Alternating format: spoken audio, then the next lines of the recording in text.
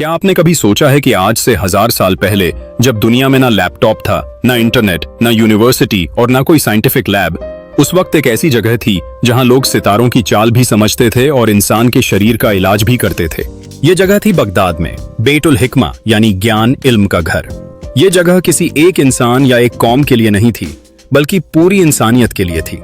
आज की इस कहानी में हम जानेंगे कि ये हाउस ऑफ विजडम क्या था, किसने इसे बनाया, यहाँ क्या काम होता था और कैसे एक हमले ने इंसानियत के सबसे बड़े नॉलेज सेंटर को मिटा दिया। चलिए चलते हैं एक ऐसे दौर में जहां इल्म ही असली ताकत था। बेतुल हिकमा क्या था? बेतुल हिकमा एक बहुत बड़ी लाइब्रेरी, यूनिवर्सिटी और रिसर्च सेंटर था। ये सिर्फ किताबों का गोदाम नहीं था, बल्कि वहां बैठकर विद्वान नई खोजें करते थे, पुरानी किताबों का ट्रांसलेशन करते थे और दुनिया के अलग अलग इलाकों से आए ज्ञान को एक जगह जमा करते थे। यह जगह बगदाद में बनी थी और इसे उस समय की दुनिया की सबसे बड़ी ज्ञान की जगह माना जाता था। यहाँ ग्रीक, भारतीय, ईरानी, मिस्री और चीन के विज्ञान, गणित, चिकित्सा, दर्शन और खगोल के ग्रंथों का अरबी में अनुवाद हुआ। ये कब बना और किसने बनवाया? बैतुल हिकमा की शुरुआत अब्बासी खलीफा हारून अल रशीद के जमाने 786 ईस्वी में हुई थी। वह खुद एक पढ़े लिखे और ज्ञानप्रिय शासक थे, लेकिन इस संस्था को असली पहचान और बुलंदी उनके बेटे अल-मामून के जमाने में मिली। अल-मामून ने 813 ईस्वी में खलीफा बनने के बाद इस संस्था को और बड़ा किया। उन्होंने दुनिया भर के विद्वानों को बगदाद बुलाया। ग्रीस से वैज्ञानिक, भारत से गणितज्ञ, ईरान से दार्शनिक और मिस्र से चिकित्सक, सबको यहाँ सम्मान के साथ बुलाया गया। उन्होंने विशेष तौर पर अनुवादकों को नियुक्त किया जो ग्रीक, फारसी, संस्कृत और अन्य भाषाओं की किताबों को अरबी में अनुवाद करते थे। यहाँ कौन कौन से काम होते थे? बैतुल हिकमा में कई तरह के विभाग थे। सबसे पहले था अनुवाद विभाग। इसमें ग्रीक दार्शनिकों जैसे प्लेटो, एरिस्टोटल, हिप्पोक्रेटिस, यूक्लिड की रचनाएं अरबी में अनुवाद की जाती थीं। भारतीय गणितज्ञ आर्यभट्ट और ब्रह्मगुप्ता की किताबें भी अरबी में ट्रांसलेट की गईं। दूसरा था रिसर्च विभाग, जहां विद्वान नई खोजें करते थे।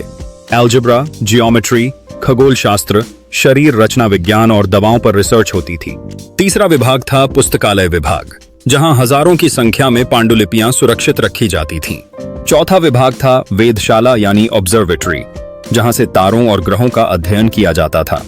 बैतुल हिकमा में हुए प्रमुख योगदान।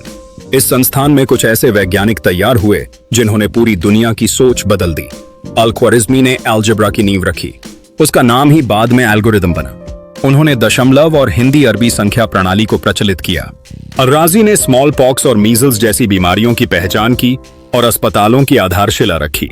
इब्न सीना ने कैनन ऑफ मेडिसिन लिखी, जो सदियों तक यूरोप की मेडिकल यूनिवर्सिटी में पढ़ाई जाती रही। अल-बतानी और अल-फरगानी जैसे खगोल शास्त्रियों ने चांद, सूरज और तारों की गति की सटीक गणना की।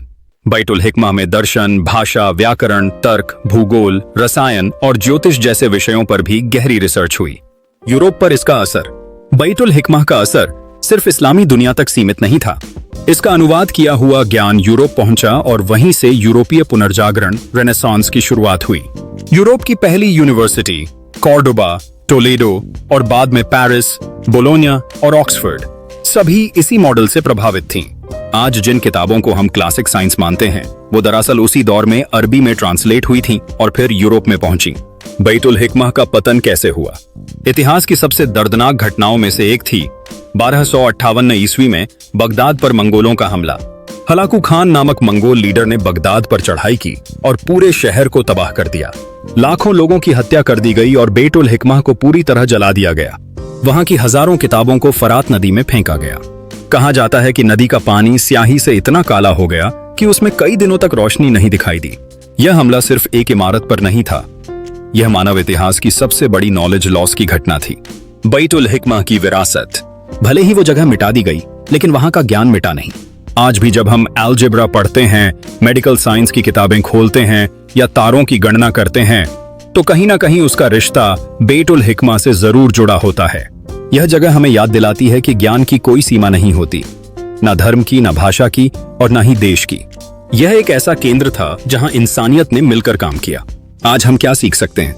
बैतुल हिकमा की कहानी हमें सिखाती है कि जब कोई समाज ज्ञान को महत्व देता है तो वो पूरी दुनिया को रोशनी दे सकता है।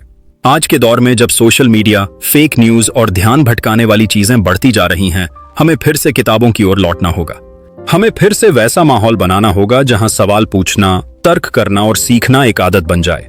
दोस्तों, बेट उल हिकमा सिर्फ इतिहास की एक इमारत नहीं थी, वो इंसानी दिमाग की सबसे बड़ी उड़ान थी। अगर आपको यह कहानी पसंद आई तो इस वीडियो को लाइक करें, शेयर करें और कमेंट में जरूर बताएं कि आपको सबसे ज्यादा प्रेरणा किस बात से मिली। चैनल को सब्सक्राइब करें क्योंकि हम आपके लिए लाते रहेंगे ऐसी ही रोशनी से भरी कहानियां जो आपको सोचने पर मजबूर करेंगी।